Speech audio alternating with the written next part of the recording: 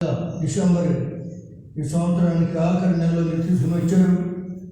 Christmas వేడుకలు ఈ December అంటేనే పాశ్చాత్య దేశాలు మొదటి దినం నుంచే మరి ప్రభుత్వంతో ఆచారయుక్తంగా రంగరంగ వైభవంగా క్రిస్మస్ చర్చను పెట్టి పూజించి ఆదరించి అలాగూ ప్రజలు ఉత్సహించేవారు ఉంటుండగా యేసుక్రీస్తుని కలిగి ఉంటేనే నిత్య జీవం రక్షణ కలిగి ఉండాలి.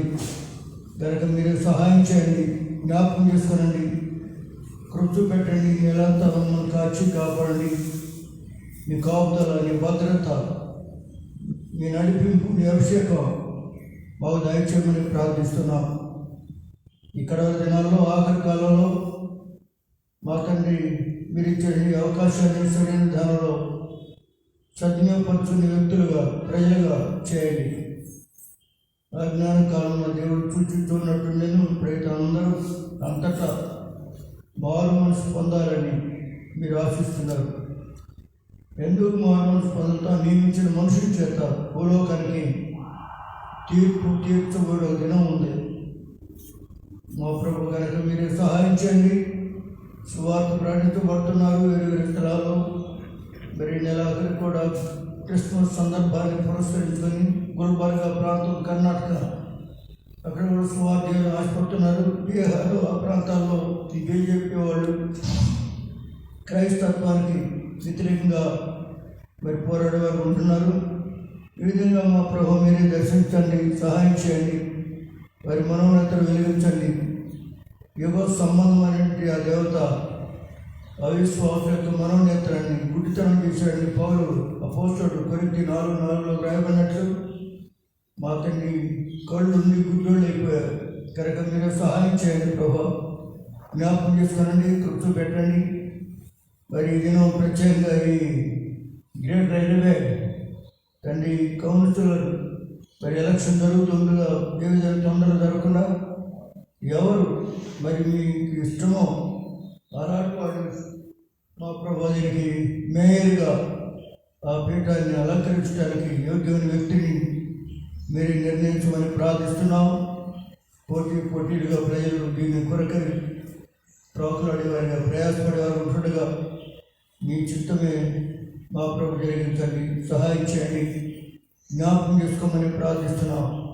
దయగల తండ్రి, కరోనా ద్వారా ఎంతోమంది అనారోగ్య పరిస్థితులు వెళ్తుండగా మీ బిడ్డలను మీరు జ్ఞాపకం చేసుకొని మీ గాయపడిన కరుణా హస్తులు ముట్టి నెమ్మది స్వస్థత ఈ వాతావరణాన్ని బట్టి కూడా కొందరికి జలుబు, ఆయాసము, మరి తండ్రి ఇస్రోపిలియా దేహం ఎక్కువగా ఉంటే ఆస్తమా కూడా వస్తూ ఉన్నది.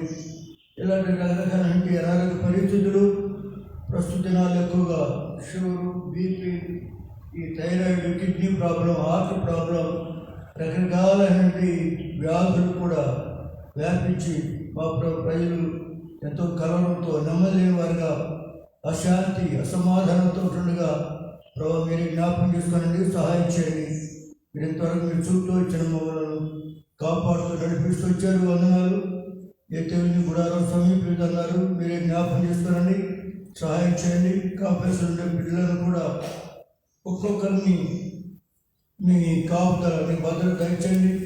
మరి డేవిడ్కి కూడా జ్వరం వచ్చింది, ఆయన కూడా మీరు తాకి జ్వరాన్ని కంట్రోల్ చేయండి. పేతులంతా జ్వరంతో పడినప్పుడు మీరు చేయి ముట్టగానే లేచి పరిచర్య చేసినట్లుగా తండ్రి మీ గాయపడిన హస్తంతో డేవిడ్ని కూడా ముట్టి నెమ్మది, స్వస్థత, జ్వరం నివారణ చేయండి. ఇలాగ ఎవరైతే ప్రభా జ్వరాలు, జలుబులు ఇలాంటి మరి కొంతమందికి దగ్గు, ఆయాసము మరి ఇవన్నీ కూడా మీరే సహాయపడండి, జ్ఞాపకం చేసుకోండి. క్లైమేట్ మీ కంట్రోల్ వచ్చండి. దేవరని మా తండ్రి కృషి పెట్టమని ప్రార్థిస్తున్నాం. అలాగే బ్రోను, ఎగ్మోను, డైను కాంపౌండ్ చుట్టూ కూడా మీ కాపుదల, మీ భద్రత దయచేయమని ప్రార్థిస్తున్నాం. ప్రత్యేక వారి కార్యక్రమాన్ని కూడా జీవించండి. 3వ తారీఖున మరి సర్వీస్ గ్యాదరింగ్ ఏర్పాట్లు ఇవన్నీ కూడా జ్ఞాపకం చేసుకోండి. అనేకులు వచ్చి పాల్పొందగలిగి ప్రార్థించగలిగి వారి వారి సమస్యలు పరిష్కరించుకోవడానికి, అన్వేషణ చేయడానికి సహాయం చేయండి.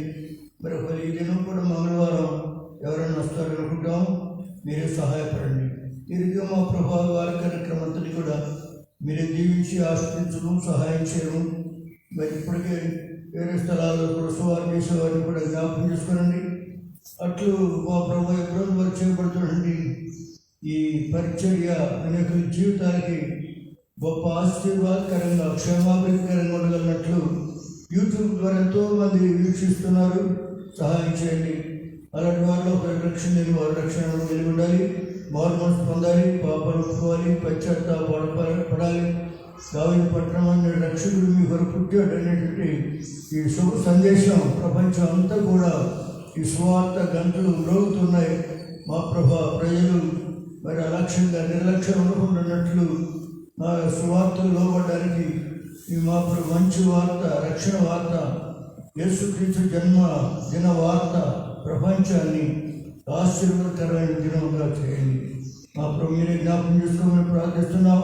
కృప్తి పెట్టుము, కనిపించము. ఈ కుటుంబ ప్రార్థన ఈ దినం మా తండ్రి రాజుల గ్రంథం ఈ మొదటి రాజులు ముగింపులోకి వచ్చాం. దానికి మీరు సహాయపడి కృప్తి పెట్టి ఈ దినవంతా మమ్మల్ని కాల్చి కాపాడి సంరక్షించండి. మీ కాపుదలు దయచేయండి. మా ప్రతి మూమెంట్ మీ కంట్రోల్లో ఉంచమని ప్రార్థిస్తున్నాం. ఎప్పుడూ యావడం అంతటిని మా పైన కూడా మీ నిత్య నిబంధన రక్తాన్ని ప్రోక్షిస్తున్నాం. కనబడకుండా పనిచేసేటువంటి సాతాను అంధకార శక్తులను యేసుక్రీస్తు నామమున బంధిస్తున్నాం. మీకే మహిమ ఘనత ప్రభావం ఆరోపిస్తూ వచ్చిన వారిని బట్టి వందనాలు. రావాల్సిన వారు కూడా సకల్లో రావడానికి సహాయం చేయండి. ప్రతిదానికి నిర్లక్ష్యత నుండి తప్పించండి. ఆయా డ్యూటీలు, మార్కెట్, మరి గేట్ దగ్గర బీసీసీ, టీవీఎస్, అక్కడ మా తల్లి మెయిన్ ఆఫీసు, బుక్ రూమ్, ఇలాగ వాడుకున్నటువంటి ఈ పనులన్నింటిలో కూడా కృప చేయమని ప్రార్థిస్తున్నాం. ఎప్పుడు సందేశం మంత్లీ మ్యాగజైన్స్ ప్రభాది ట్వైస్ కనుక మీరు సహాయపడండి. మా ప్రభు జ్ఞాపకం చేసుకోండి. ఎప్పుడు మెసేంజర్, ఎప్పుడు సందేశాన్ని రెండు భాగాలుగా డివైడ్ చేసేదాన్ని మీరు జ్ఞాపకం చేసుకొని చదివి మరి మీరు పొందగలిగినట్లుగా కూడా మీరే సహాయం చేయండి. మమ్మల్ని మీ దయ హస్తాలకు అప్పగిస్తూ మీ సహాయం కోరుకుంటూ మా ప్రభును మా రక్షకుడు యేసుక్రీస్తు వారి పరిశుద్ధమైన నామమున స్తుతించి ప్రార్థించి వేడుకుంటున్నాం తండ్రి. ఆమేన్.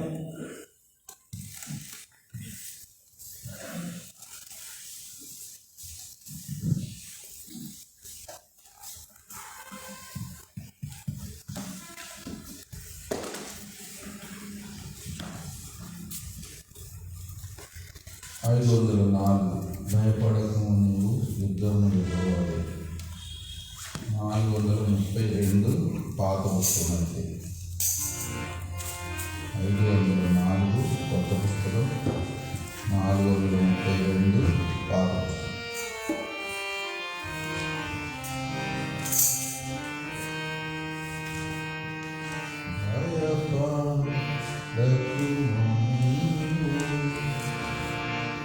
యుద్ధము ఎదురవాడే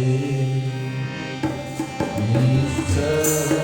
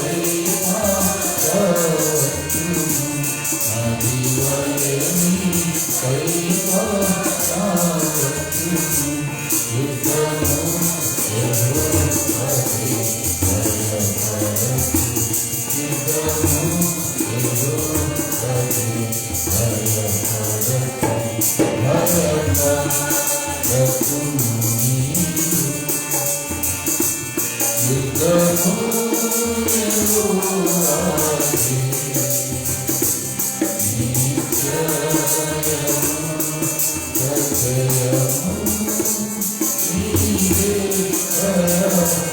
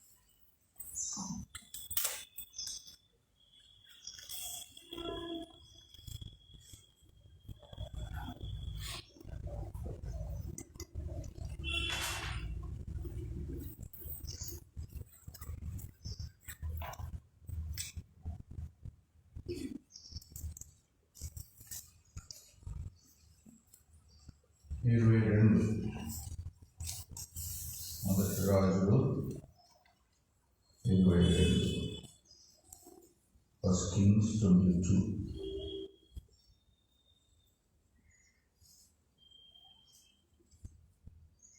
సిరియన్లను ఇశ్రాయేలు వారిను 3 సంవత్సరంలో ఒకరితో ఒకరు యుద్ధము జరిగిన పక్క మానిది.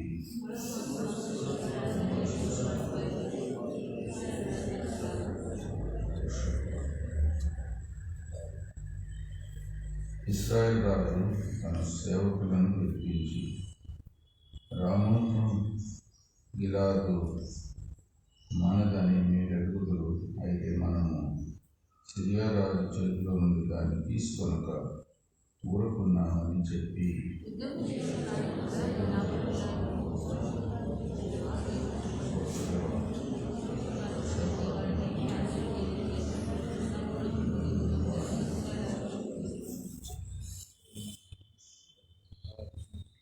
పిమ్మట యెహోషాపాతు, నేడు యెహోవా యొద్ద విచారణ చేయదము రండని ఇశ్రాయేలు రాజుతో అనగా,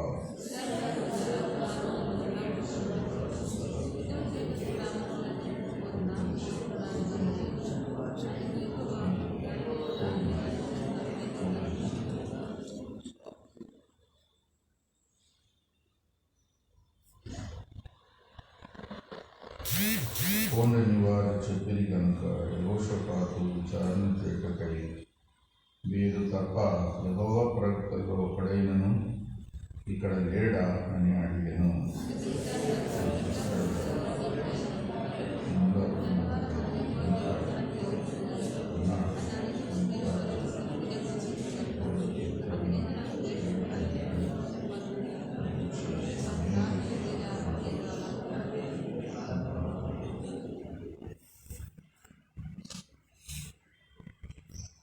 అప్పుడు ఇశ్రాయేలు రాజు తన పరివారంలో ఒకరిని పిలిచి, తిమ్ముల కుమారుడైన మీకాయను శీఘ్రముగా ఇక్కడికి రప్పించుమని సెలవించెను.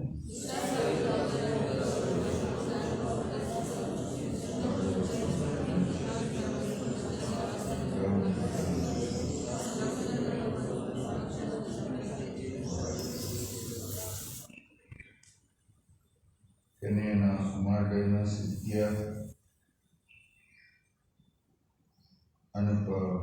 ఇనుప కొమ్ములు చేయించుకొని వచ్చి, వీటి చేత నీవు సిరియన్లను పొడిచి నాశనం చేతువని యెహోవా సెలవుచున్నాడని చెప్పాను.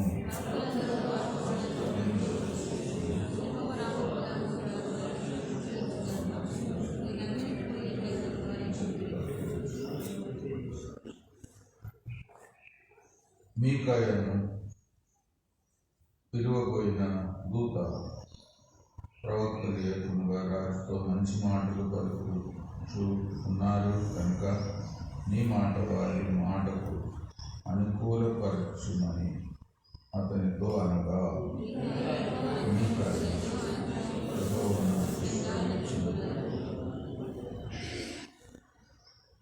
అతడు రాజు ముందుకు వచ్చినప్పుడు రాజు, మీకాయా, నువ్వేమందు యుద్ధం చేయుటకు మేము రామోతు గిలాదు మీదకి పోకుందుమా అని అడగగా, అతడు యెహోవా దానిని రాజువైన నీ చేతికి అప్పగించును కనుక నువ్వు దాని మీదకి పోయి జయమందుదు అని రాజుతో అనెను.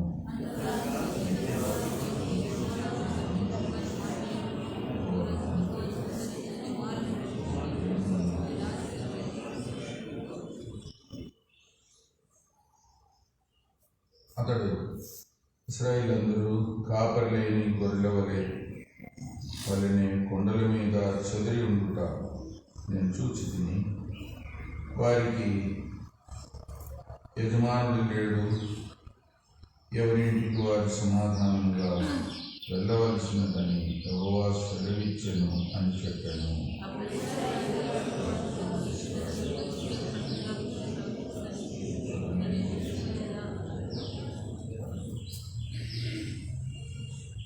మీకాయా ఇట్లా నేను యెహోవా సెలవిచ్చిన మాట ఆలకించుము.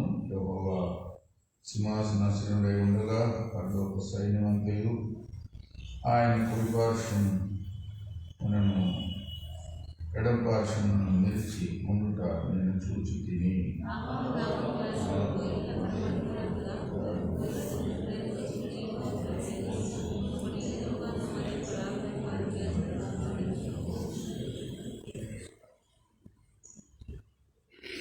అంతలో ఒక ఆత్మ ఎదుటికి వచ్చి యెహోవా సన్నిధిని నిలబడి నేను అతన్ని ప్రేరేపించదనగా యెహోవా ఏ ప్రకారం నువ్వు అతన్ని ప్రేరేపించు అని అతన్ని అడిగాను.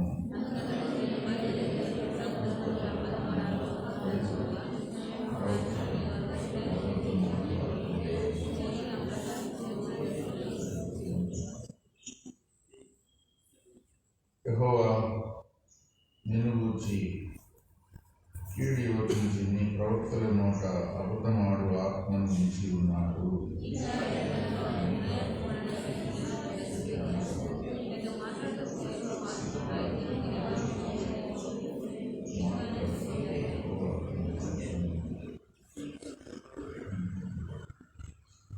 అందుకు మీకాయా దావకై నీవు ఆయా గదుల్లోనికి చొరబడు నాడు అది నీకు తెలియవచ్చునని అతనితో చెప్పాను.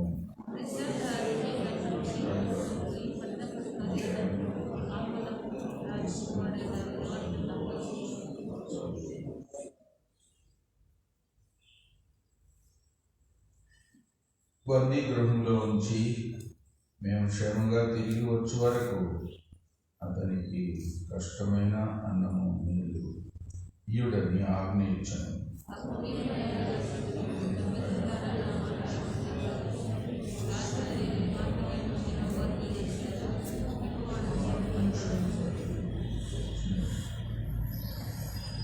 ఇశ్రాయేలు రాజును యూదా రాజును యెహోషాపాతును రామోత్ గిలాదు మీదికి పోవచ్చుండగా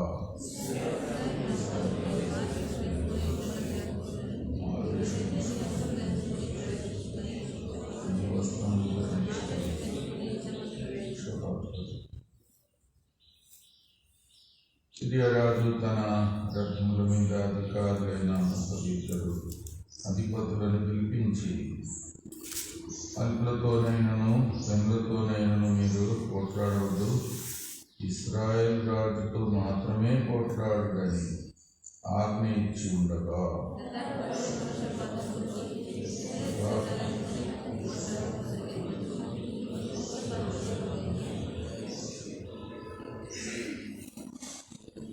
రథాధిపతులు అతడు ఇశ్రాయేలు రాజు కానట్టు గుర్తుపట్టి అతన్ని తరుముట మానివేసిది.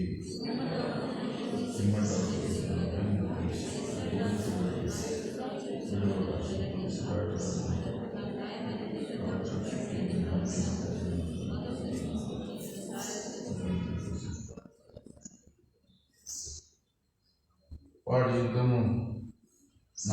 యుద్ధము బలంగా జరుగుతున్నప్పుడు రాజును సిరియను ఎదుట అతని రథం మీద నిలబెట్టి అస్తమయమందు అతడు మరణమాయను. తగిలిన గాయంలో నుండి అతని రక్తం కారి రథములో మాడుగు కట్టాడు.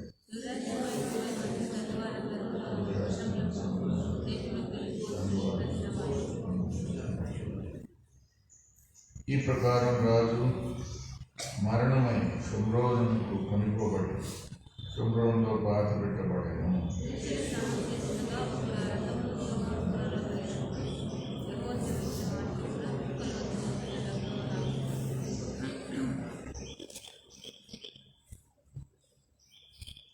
ఆహాబు చేసిన ఇతర కార్యములన్నీ అతడు చేసిన దానంతటిని గూర్చి, అతడు కట్టించిన దంతపు ఇంటిని గూర్చి, అతడు కట్టిన పట్టణములను గూర్చి ఇశ్రాయేలు రాజుల వృత్తాంతముల గ్రంథము రాయబడి ఉన్నది.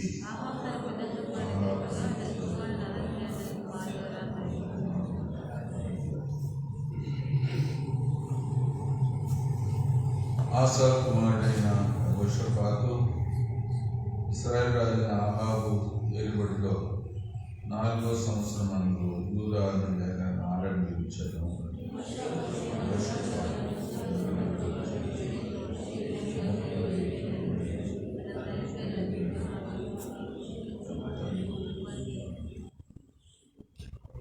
అతడు తన తండ్రి అయిన ఆసా యొక్క మార్గములన్నిటిని అనుసరించి యెహోవా దృష్టికి అనుకూలంగా ప్రవర్తించుకోవచ్చును. అయితే ఉన్నత స్థలములను తీసివేయలేదు. ఉన్నత స్థలంలో జన్మింకను బలులు అర్పించు ధూపం వేయచ్చు నుండి.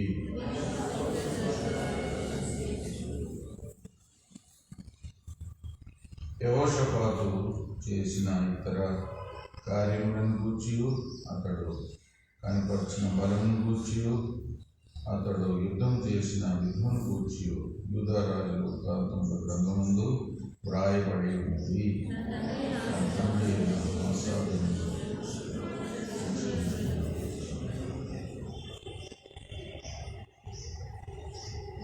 ఆ కాలమందు ఎదోము దేశమునకు రాజు లేకపోయిను.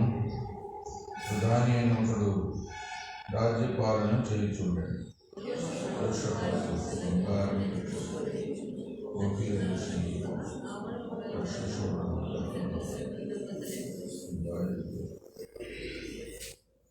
ఆహాబు కుమారుడైన అహజ్యా నా సేవకులను నీ సేవకులతో కూడా ఓడల మీద పోనిమ్మని యెహోషాపాతు అడగగా యెహోషాపాతు ఆయనకు ఒప్పుకోలేదు.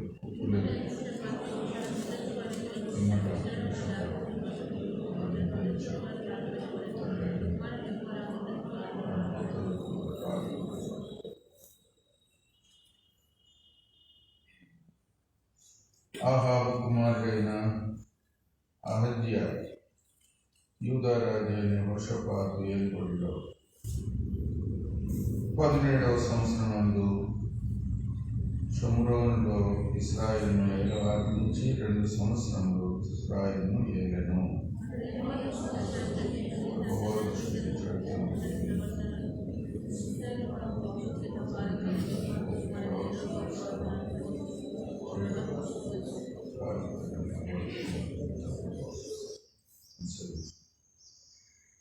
అతడు బయలు దేవతను పూజించుతూ వానికి నమస్కారం చేయొచ్చు. తన తండ్రి చేసిన క్రియలన్నిటి చొప్పున జరిగించుతూ ఇశ్రాయేలు దేవుడైన యెహోవాకు కోపం పుట్టించను.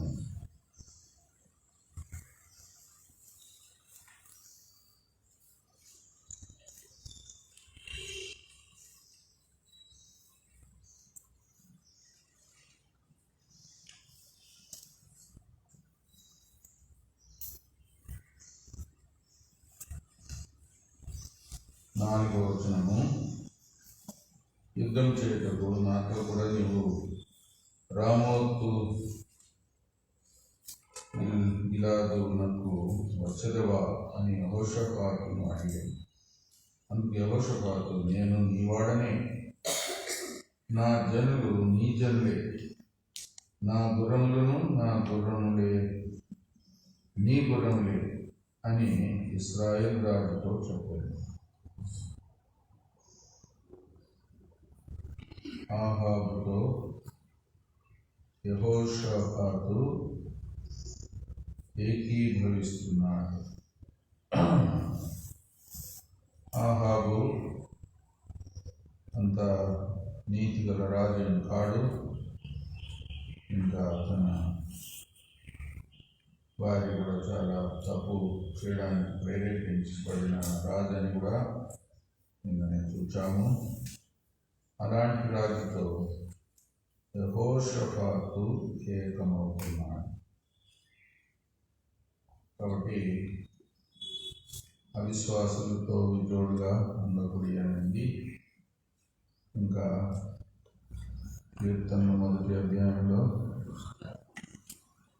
ఉంది, అపహాసకులు కూర్చుండే చోట కూర్చోకూడదు, పాపుల మార్గమున నిలవక, అపహాసకులు కూర్చుండే చోట కూర్చుండక, అలాంటి వారే ధన్యులు అని ఉంది. కాబట్టి మరి యెహోషాపాతు చేసిన పొరపాటు ఇక్కడ మనం చూడవచ్చు.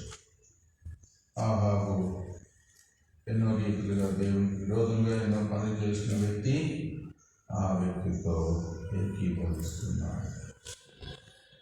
అదే తాను చేసిన పొరపాటు.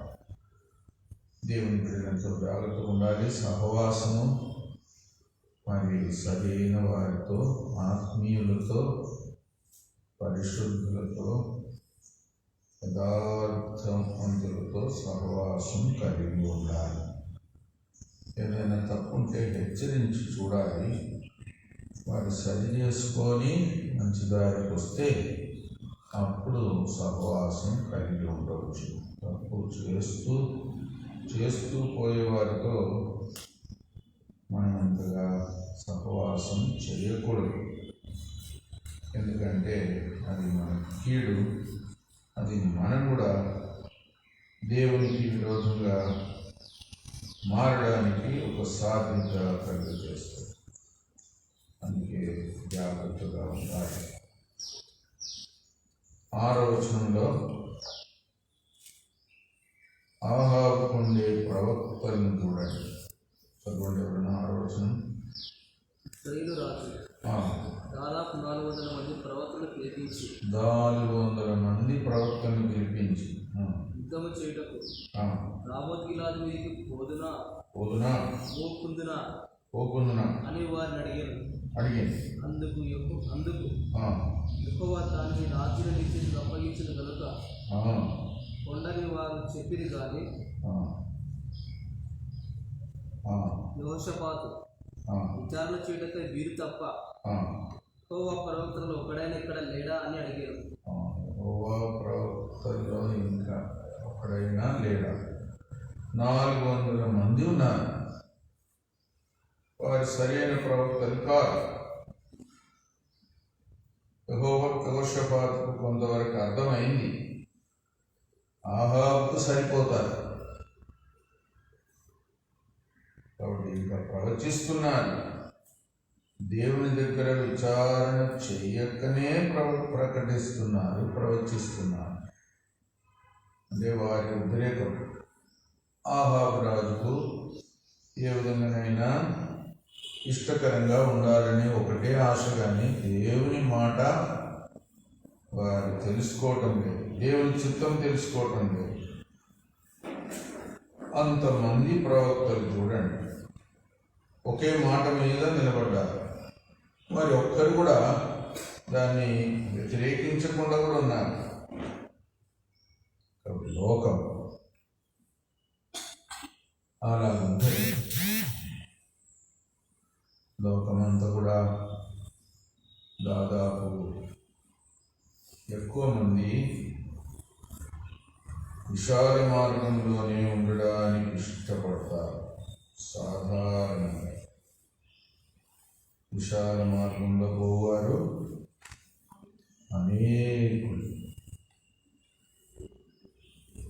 తర్వాత దాదాపు లోకమంతా కూడా సైతాను చేతిలో ఉంది.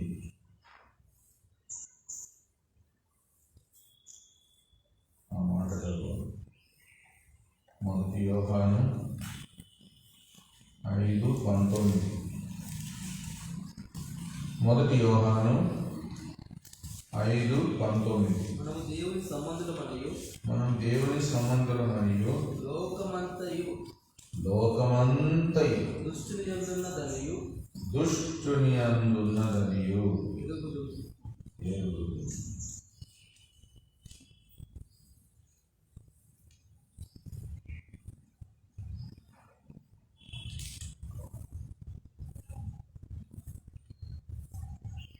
దుష్టత్వంలో ఉన్నారు, ఒక విధంగా దుష్టుని అందు ఉన్నారు. యేసు ప్రభు వారిని శోధించినప్పుడు కూడా సైతాన్ ఏమంటాడు, ఒక్కసారి నా ఎదుట సాగిలపడ్డావంటే ఈ లోక మహిమంతా కూడా నాకు అప్పగించబడినది, నేను నీకు ఇస్తాను అంటాడు. కాబట్టి అంత పెద్ద ప్రోగ్రాం వేశాడు సైతాన్. ఒక విధంగా లోకం యొక్క పరిస్థితి అలాగుంది.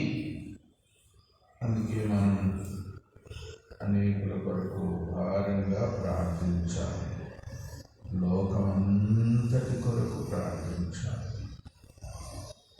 అనేకులు దేవుని మార్గంలోనికి వచ్చినట్లు, దేవుని వైపు తిరుగునట్లు, దుష్టత్వము నుండి మల్లుకొనున్నట్టు, దుష్టుని చేతిలో నుండి తప్పించుకొనున్నట్టు ప్రార్థన చేయాలి. ఎంత ఘోరమైన పరిస్థితి! మనుషులు ఏదైనా తప్పు చేయడానికి, తప్పు మాట్లాడడానికి, మనుషులను సంతోషపెట్టడానికి, ఆహాబును సంతోషపరచడానికి ఏదో ఇష్టం వచ్చిన మాట, దేవుని మాట అన్నట్టు ప్రవచిస్తున్నారు 400 మంది. అంత ఘోరం. కాబట్టి లోకం యొక్క పరిస్థితి ఒక విధంగా, దేవుని కొరకు మాట్లాడేవారు కూడా అలా ఉంటారా అని ఎంతోమంది బోధకులు కూడా ఎన్నో రకాలైన బోధలు చేస్తుంటారు. ఏమంటారు? ప్రాస్పెరిటీ గాస్పెల్ అంటే అభివృద్ధి కలిగించే సువార్త.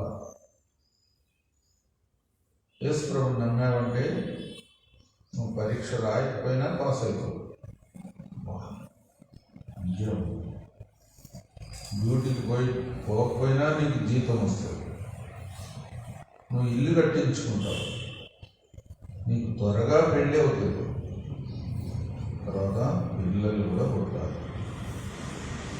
లోక సంబంధమైన అభివృద్ధి దొరుకుతుంది ప్రభువును నమ్మితే అని బోధ చేసేవారు ఉన్నారు. అందుకే లోకంలో చాలామంది ఈ పెద్ద పెద్ద గుంపుల దగ్గరికి పోయేది. అందుకే ప్రార్థన చేయించుకుంటారు. దేని కొరకు ప్రార్థన చేయించుకుంటారు? ఒకవేళ రోగం ఉంటే రోగం బాగాలని ప్రార్థన చేయించుకుంటారు. తర్వాత ఇంకేదైనా లోక సంబంధమైన అవసరత, కొరత ఉంటే దాని కొరకు ప్రార్థన చేయించుకుంటారు. నిజమైన మారు మనసు పొందడానికి రారు. మారు మనసు పొంది బ్యాప్టిజం తీసుకొని ప్రభు కొరకు కొన్ని శ్రమలు వచ్చినా కూడా నమ్మకంగా జీవించడానికి, ఇతరులకు సువార్త చెప్పడానికి, యథార్థంగా జీవించడానికి నేను తీర్మానం చేసుకున్నట్టు ఎవరు కూడా రారు. ఇంత ప్రాస్పెరిటీ గాస్పెల్ అంటే అభివృద్ధి, లోక సంబంధమైన అభివృద్ధి, ఇంకా స్వస్థత. అంతవరకే చాలా జాగ్రత్తగా ఉండాలి.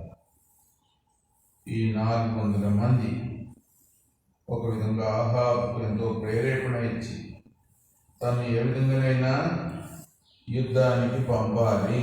అక్కడ ఏం జరగబోతుందో వాళ్ళకు కూడా తెలియదు. అయితే మీకాయకు మాత్రం తెలుసు. ఒంటరిగా ఉండేవాడు. 8వ వచనం చదవండి.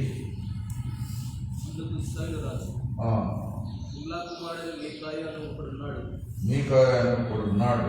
అతని ద్వారా మనం ఎక్కువైతే విచారణ చేయవచ్చును కానీ అతడు నన్ను కూర్చి నేను ప్రకటింపక ఈడే ప్రకటించిన కనుక అతని మీద నాకు ద్వేషం కలదని దోషపాతతో అనగా దోషపాత నాదిన మీరు అలాగా వద్దనేను. అలా కనవద్దని మీకాయ ఒక విధంగా యథార్థంగా దేవుడు ఏమో చెబితే అదే చెబుతారు. అయితే ఆహాబుకేమో అభిప్రాయం, ఇంకా ఎప్పుడు నన్ను గురించి మంచిగా చెప్పడు, నా క్షేమం కోరడు. అంటే నువ్వు మంచిగా జీవిస్తే కదా నీకు క్షేమం, నువ్వు అన్ని తప్పులు చేస్తూ ఉంటే నీకు క్షేమం ఎక్కడి నుండి వస్తుంది? బట్ మీకాయ సరైన యథార్థమైన ఒక ప్రవక్త, తానొక్కడే అలాగా నిలబడి ఉన్నాడు. అందుకే చాలా శ్రమలు కూడా ఎదుర్కొన్నాడు. చంప మీద కొట్టబడ్డాడు. నిజం చెప్పినందుకు క్రీస్తు యేసునందు సద్భక్తితో బ్రతుకను ఉద్దేశించే వారందరికీ మెప్పు కలిగింది. అంతేనా? ఏం కలుగును? హింస కలిగింది. సద్భక్తితో బ్రతుకను ఉద్దేశించి వారందరికీ హింస కలుగును. మనం ఆశ్చర్యపోవద్దు. ఎప్పుడైనా మనం యథార్థంగా ఉండి నిజంగా ఇతరుల యొక్క క్షేమం కోరి ఎవరినైనా హెచ్చరిస్తే దాని ద్వారా మనకు హింసలు వస్తాయి. అంటే దేవుని పక్షంగా ఉన్నవారి మీదికి సైతాను ఇతరులను రెచ్చగొట్టి హింస పెడతాడు. దానికి మనం ఆశ్చర్యపోవద్దు. ఒక విధంగా హింస ఉండేది ఒక మంచి గుర్తు. ఇతరులు మనతో ఏకీభవించకుండా, అంటే తప్పు సరైన ఆత్మీయులు కాదు, వేరే వాళ్ళు మనల్ని వ్యతిరేకించడం ఒక మంచి గుర్తు. భక్సింగ్ గారు కూడా అప్పుడప్పుడు చెప్పేవారు, ఎక్కడైనా స్వార్థకు ఎదిరింపు ఉంది, దేవుని పనికి ఆటంకం ఉంది అంటే అది మంచి గుర్తు. మనం అట్లా అనుకో. ఎందుకంటే దేవుడు కార్యం చేస్తున్నాడు, అందుకే సైతాను ఊరుకోలేకపోతున్నాడు అని చెప్పేవాడు. దేవుడు కార్యం చేయకపోతే సైతాను మౌనం ఉంటాడు. అందుకే మనం ఆశ్చర్యపోవద్దు. మీకు అనుభవం ద్వారా మనం నేర్చుకునే పాఠము, కొన్నిసార్లు ఒంటరిగా కూడా నిలబడవలసి వస్తుంది. ఎంతోమంది తప్పు మార్గంలో ఉన్నవారు కూడా ఎక్కువ మంది ఉండవచ్చు. నిజం చెప్తే కూడా హింసిస్తారు. క్షేమం కోరితే కూడా కష్టాలే వస్తుంది. దేవుని పక్షంగా నిలిచే వారికి హింసలు ఉంటాయి. సద్భక్తితో బ్రతుకను ఉద్దేశించే వారికి హింసలు ఉంటాయి. యోగ్యమైన హింస, నీతిని బట్టి వచ్చే హింస, ప్రభువును బట్టి వచ్చే హింస, అది ఆశీర్వాదం.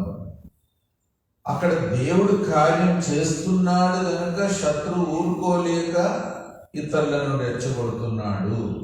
అది కూడా ఒక మంచి గుర్తే. కాబట్టి అనేక శ్రమల మధ్యలోనే మనం ఈ లోకంలో ఎల్లప్పుడూ ఉండవలసిందే. అది మనకు ఒక మంచి సూచన.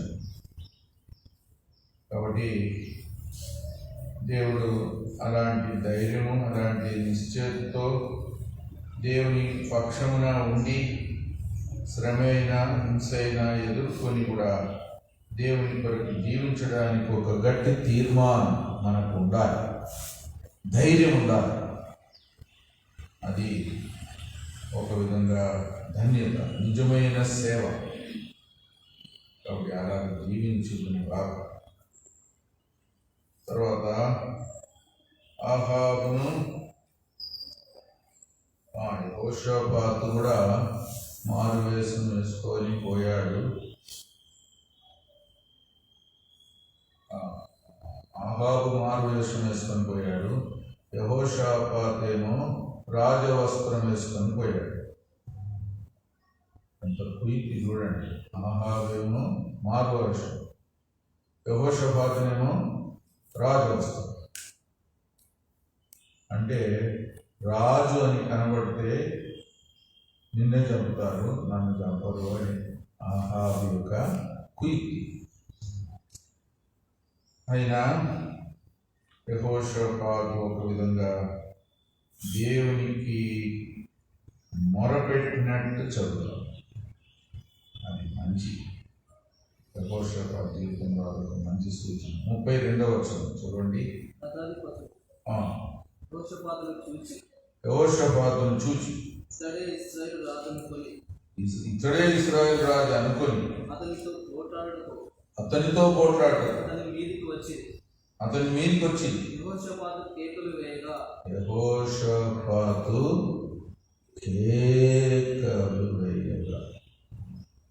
ఇంకా నిస్సహాయుడు, సైన్యం అంతా ఒక్కరి మీదకే వచ్చేస్తే ఇంకా ఎట్లుండదు.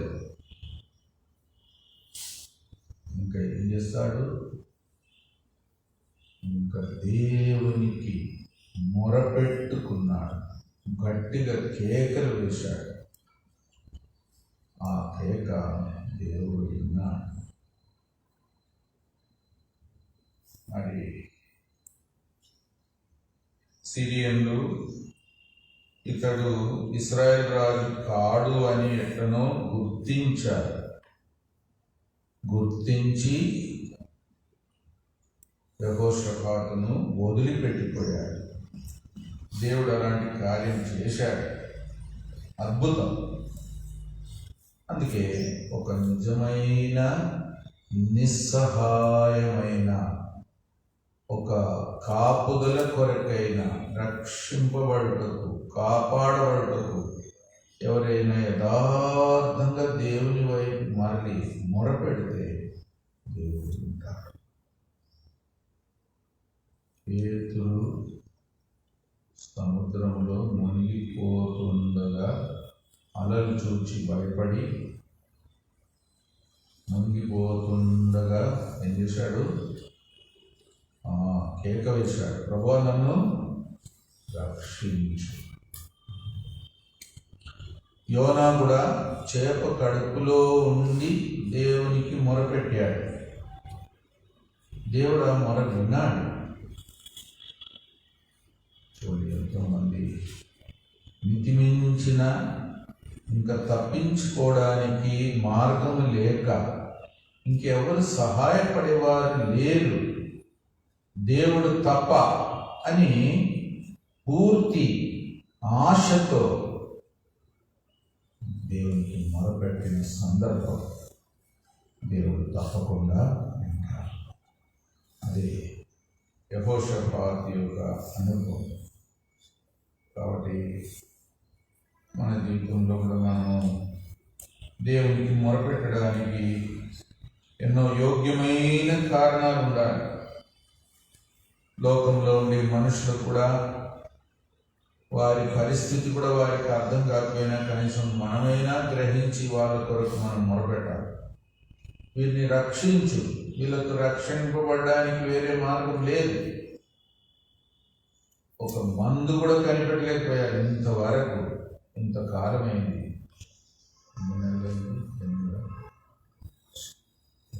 8 నెలలు అయింది.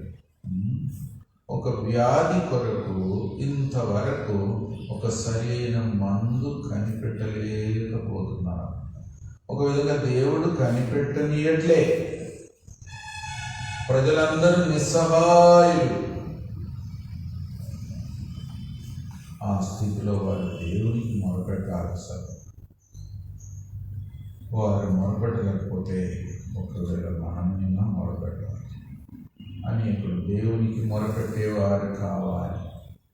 దేవుడు అలాంటి మొర వింటాడు. అది మనం గుర్తు చేసుకొని లోకమంతటి కొరకు, మన దేశస్తుల కొరకు మనం ప్రార్థన చేయదుగా.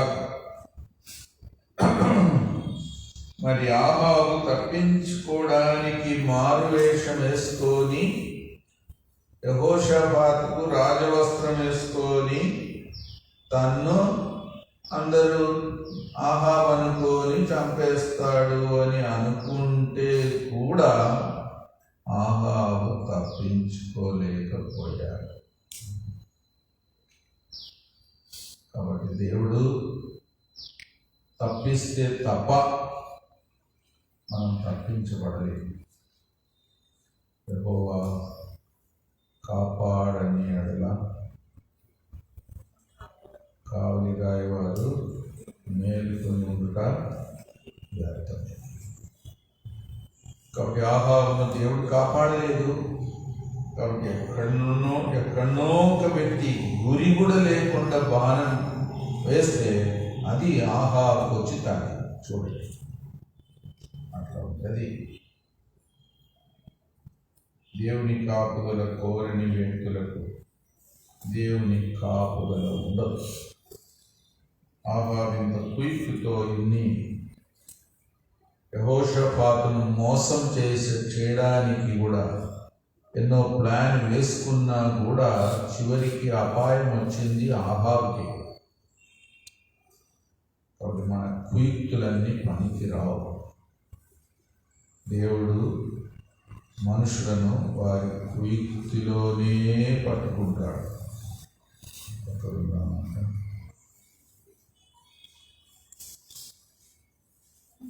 మొదటి కొరింథీ 3:20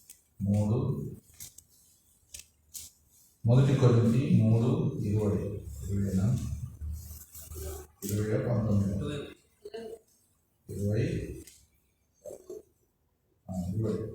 మొదటి కొరింథీ 3:20 చదువు. జ్ఞానులు వారి కుయుక్తిలో ఆయన పట్టుకొను మరియు జ్ఞానుల యోచనలు వ్యర్థములని ప్రభువునకు తెలియదు అని రాయబడి ఉంది. కుయుక్తిలోనే పట్టుకుంటాడు. అయినా మనుషుల జ్ఞానం ఎంత? దేవుని ఎదుట దేవునికి విరోధంగా ఏమైనా చేయడానికి మనిషి నేనే జ్ఞాని అనుకోని ఏదన్నా ఉపాయం చేస్తే జాగ్రత్తగా ఉండాలి. ఎలాంటి కుయుక్తులతో జీవించడానికి ప్రయత్నం చేయవద్దు. దేవునికి మొరపెట్టు, అది మంచిది. కానీ కుయుక్తితో వేరే వాళ్ళకు కీడు చేయాలని కానీ మనకు తప్పించుకునే మార్గం మన కుయుక్తి ద్వారా వస్తుందని కానీ మనం ఊహించుకోకూడదు. దేవుడు తప్పిస్తేనే తప్పించబడతాం. దేవుడు కాపాడుతూనే కాపాడబడతాం. అంతే. కాబట్టి ఎవరో బాణం వేస్తే అది ఆహాబుకు వచ్చి తగిలింది. దాని ద్వారా గాయం పొంది అదే రథం మీద తన రక్తమంతా కారి చనిపోయి ఆ రథమును ఎక్కడో తీసుకుపోయి కడిగితే ఆ రక్తాన్ని కూడా కుక్క నాకింది. దేవుడు చెప్పిన మాట నెరవేరింది. ఆహాబు యొక్క రక్తం కుక్క నాకుతుంది అంటే అలాగే చేసింది. కాబట్టి దేవుడు న్యాయవంతుడు. మనుషుల యొక్క కుయుక్తి ద్వారా ఎవడు ఏం సాధించలేరు, తప్పించుకోలేరు కూడా. యథార్థంగా ఉంటే ఒకవేళ తప్పు చేసినా కూడా దేవుడు దాని నుండి విడిపించడానికి దేవుడు సమర్థుడు. అందుకే మనుషులకు యథార్థత కావాలి, దేవునికి మొరపెట్టే ఒక జీవితం కావాలి. దేవుడు ఒక్కడే రక్షణ ఇచ్చేవాడు, కాపుదల ఇచ్చేవాడు, ఏ కష్టంలో నుండైనా విడిపించేవాడు అనే గ్రహింపు రావాలి. యేసు ప్రభువుకు మొరపెట్టాలి. లోకమంతా అలాంటి పరిస్థితి కావాలని మనం ప్రార్థన చేయాలి. దేవునికి మొరపెట్టేవారు కావాలి. అలాగా అవుతులు కాదు. దాని కొరకు మనం ప్రార్థన చేస్తాం. ఇప్పుడు ప్రార్థనకి వెళ్తాం. ఈ దినం అనేక సంఘాల నుండి వారికి ఏమైనా అవసరం ఉంటే వస్తారు. 3వ తారీఖు గురువారం all India God servants meeting ఉంది. దాని కొరకు ప్రార్థన చేయండి. ఉదయం 10 నుండి సాయంకాలం 5 గంటల వరకు ప్రార్థన. ఈ దినం ఎలక్షన్ ఎన్నో స్థలాల్లో మరి మనవాళ్ళు కూడా కొంతమంది నిలబడి వారు కూడా ఏదో దేవుని కొరకు జీవించాలని ఆశతో ఒక ఆయన కృపారావు రామనగర్లో ఉంటాడు, ఇంకొక ఆయన కురేష్ ఆల్బర్ట్ కురేష్, ఈయన రహమత్ నగర్ అంటే యూసఫ్ కూడా దగ్గర ఈయన కూడా ప్రార్థన అడుగుతున్నాను. సరే, దేవుని కొరకు వారి సాక్షులుగా జీవిస్తే మంచిదే. కౌన్సిలర్స్గా లోకంలో జరిగే అన్యాయంలో ఏది పాల్గొనకుండా జాగ్రత్తగా ఉంటే వారి దేవుని కొరకు ఒక సాక్ష్యం మీటింగ్ అందులోనైనా సహకరించవచ్చు. వారిని దేవుడు అట్లా వాడుకున్నాడు. ప్రార్థన చేయండి. మన దేవుడు కొంత జ్వరంతో ఉన్నాడు, హాస్పిటల్లో అడ్మిట్ అయినాడు. ప్రార్థన చేయండి. జయరాజు గారు శనివారం వస్తానన్నాడు, youth meeting, combined youth meeting. మళ్ళీ ఆదివారం కూడా ఉంటానన్నాడు కడపను. తన కొరకు ప్రార్థన చేయండి. ఇంకా మందిరంలో జరిగే ప్రతి పని, ఉక్కురం పనులు ఎక్కువ క్యాలెండర్స్, మోటార్ కార్డ్స్ పంపాలను అవన్నీ చేస్తున్నారు. ప్రింటింగ్లో కూడా ఇంతవరకు సహాయపడ్డాడు. పేపర్స్ దొరకడం కష్టం అన్నాడు. కరోనాను బట్టి అయితే కొంతవరకు ప్రింటింగ్ అయింది, సప్లై చేస్తున్నారు. ఇంకా ప్రార్థన చేయండి.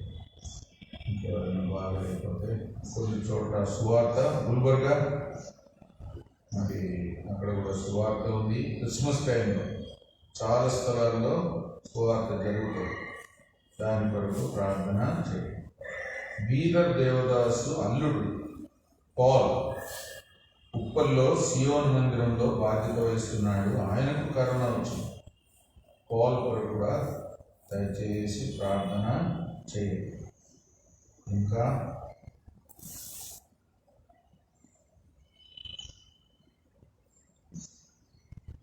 ఒక కే డేవిడ్ ఖమ్మం, తాను కూడా కోవిడ్ వచ్చిందని ప్రార్థన అనేది పంపిన, తన కొరకు కూడా ప్రార్థన చేయండి.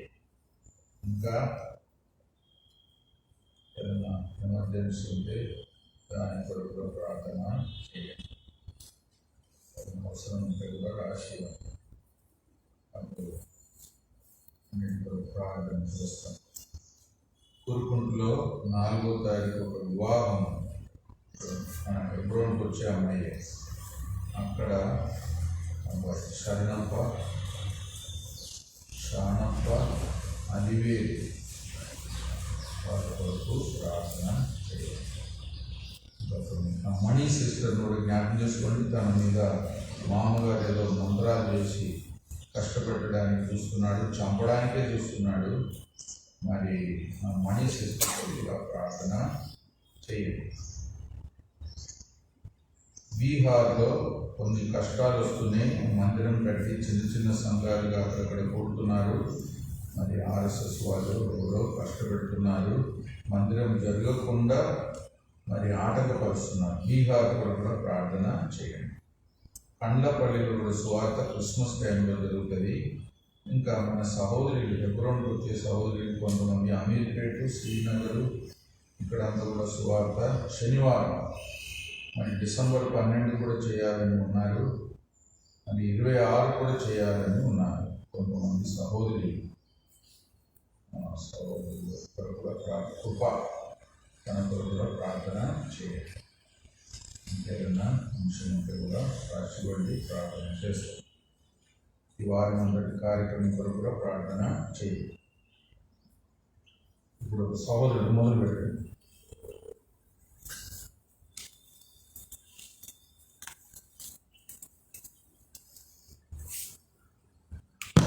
కృపగల తండ్రి, ఘనమైన దేవ, సర్వాధికారి, ఆకాశం మహాకాశములు పట్టుచాలు మా దేవ కృప యొక్క